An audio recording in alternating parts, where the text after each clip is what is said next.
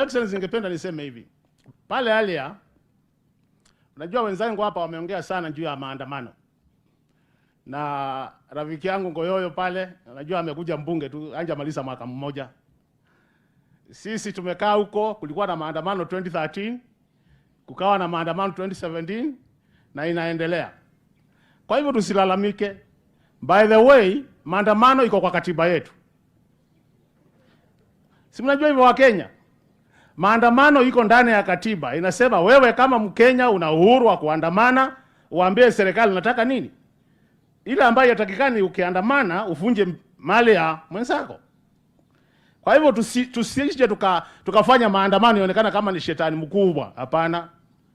Si shetani mkubwa. Maandamano sisi wa Kenya tulipigia kura tukasema iwekwe kwa katiba. Na kwa sababu hiyo mnasikia? Sababu hiyo watu wanapoandamana ile tungefanya kama wa Kenya, kama tunataka kusaidia inji, mnasikia?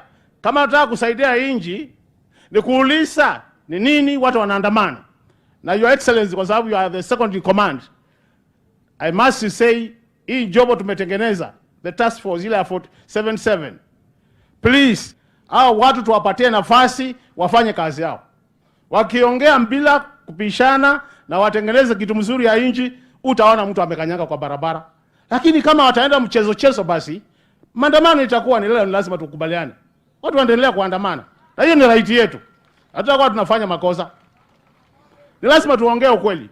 Ile nyingine, Your Excellency, because you are here and I'm sure your MPs might not be able to tell you the truth.